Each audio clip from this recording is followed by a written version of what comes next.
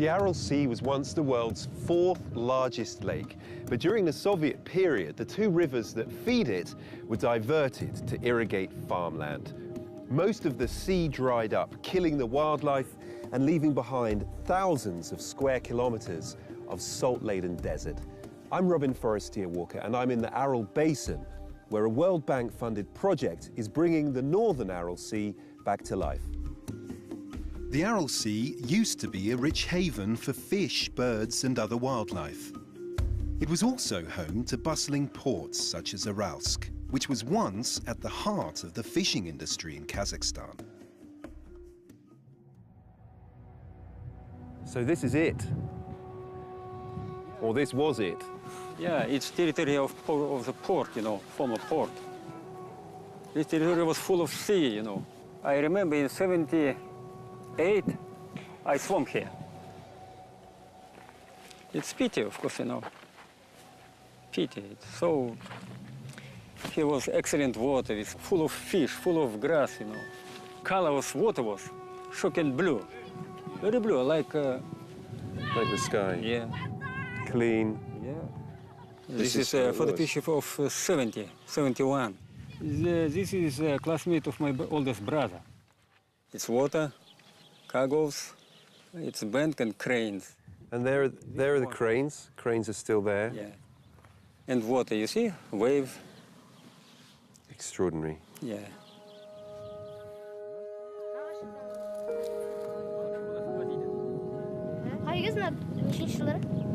What time it is? 1970s. 70 yıl. He says when he was your age, he used to swim here. Мен. Сендер мына теңіздің қайтып келетінін білесіңдер ма дейді? Теңіздің қайтып келетінін? Теңіз қайтып келгенде не істейсіңдер дейді? Не жұмыс? A 2-hour drive from Aralsk across the former seabed lie the remains of the fishing industry, now mostly stripped for scrap metal. Wow. Hard to imagine that it's a fishing boat. I don't know, you can still tell. I mean, it's a proper trawler. The fisherman says that there used to work around 50 people on these big fishing vessels. You are one of the last tourists or last people who came to see these boats, because I think that at the end of summer there will not be any. How deep was it here? It used to be 6-7 meters. It's incredible. Starting in the 1960s, there was massive agricultural expansion in the Aral Sea region. Much of the water that would have flowed into the Aral was diverted into thousands of canals to irrigate crops. This caused the sea to shrink by 70% and split into two, known as the North Aral and the South Aral. Why couldn't anyone have seen this happening? It's difficult to answer, because I asked it many times from the elder fishermen. They said at that time everything was controlled by the Soviet Union, by Moscow, so no one could say anything against.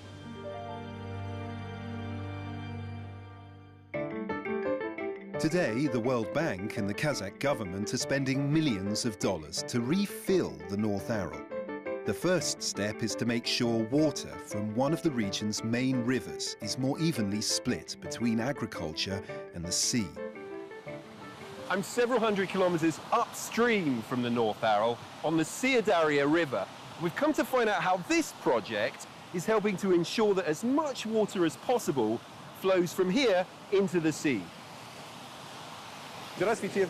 Здравствуйте, господин Рос. С приездом. Thank you. Вот это называется комплекс плотина Айтек. Спасти Аральское море, отсюда надо побольше воды пропускать, не держать в верховьях. Поэтому мы оттуда что пропускаем, он идет прямым транзитом. И вот этот. The river used to be partly blocked here so that water could flow into irrigation canals. This controlled weir is more efficient and allows much more water to flow into the sea. Теперь подъем осуществляется этой кнопкой, опускание этой кнопкой. Давайте, господин Робин, давайте, поднимайте. Do not press the red button. Вот, сейчас пошел он, подъем идет. Let's go take a look. When the river water reaches the sea, a 13-kilometre-long dam allows it to collect and build up. The surface of the Northern Aral is now 50% larger than it was at its lowest point. The dam does effectively cut off the water supply to the larger Southern Aral, which continues to shrink. But most people agree it's the lesser of two evils, because without this dam, neither the North nor the Southern Aral could survive.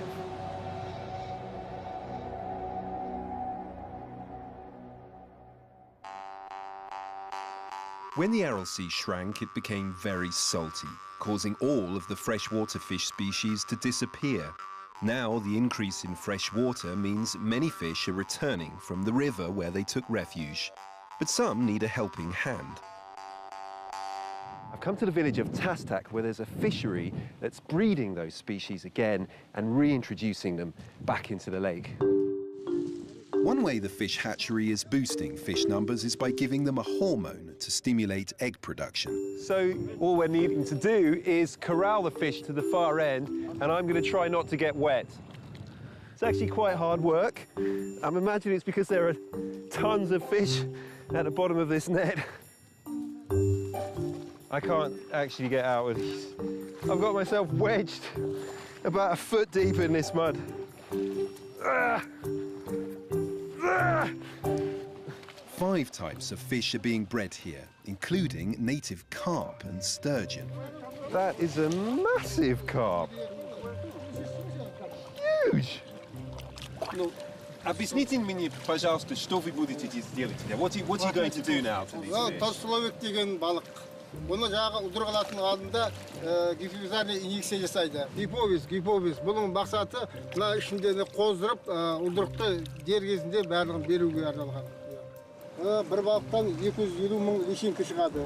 Ал күзде бір жаз өсіргеннен кейін 150 мың селедка шығады. Бір жаздық балық шығады. Okay, so we're going to inject the fish now with this hormone. Хорошо? Так, да? Ага. Like that. It's really huge. This summer, the fishery hopes to release 4 million juveniles into the Northern Aral.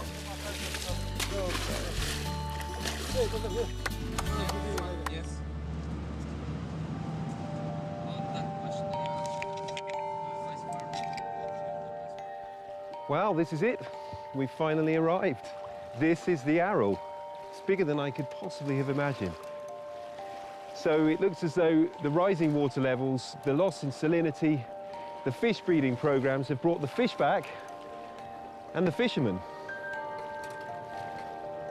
We meet up with Serik again, who takes us out onto the Aral with 2 young fishermen, Maksad and Mukhtar. Serik, what are the environmental benefits that you've seen from the water levels rising? Now we have many wetlands. We can see flamingos, pelicans, swans, cormorants, and seagulls. Because the fresh water has returned, the whole ecosystem has begun to recover. What regulations are in place to prevent them from overfishing? Fishing is not allowed in the Aral Sea and the lakes. It's prohibited from 1st of May till end of June, because it's the incubation period. But there are still problems here. Serik told me that fishing restrictions are often flouted, and we later found out that even the fishermen we were with were using cheap, non-regulation nets. They just want not to stop the fishing. So I hope that the future will be better than this, that we'll have good management. I hope that also the fishing industry will be developed in town. So like the new processing plants will be opened, and thousands of people will be working there. 40 years without the sea, and we can wait another 5-10 years. Give me some instructions. Am I going fast enough? Tuk. Right. What kinds of fish are we going to find tomorrow morning? Ой, майлай, тісті, сазан, қалысталауы, көтер алмай қаламыз ғой ауды. О, балықшы олардан адам екенсің. Definitely the way to learn a new language is through song. 1, 2, 3, 4, 5. He's gone all shy.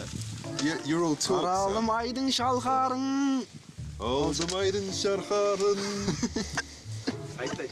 Come on. Dereke kongancer. Küttereki konjaren.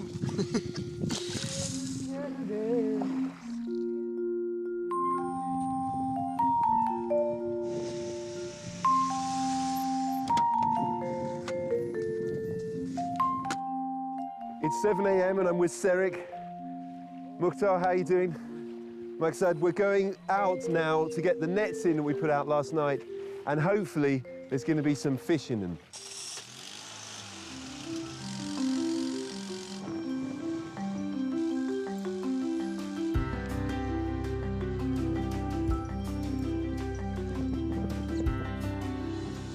Bal yok. Bitti. There's no fish in the net. Oh, Oh, here we go. We've got a fish. We've got one.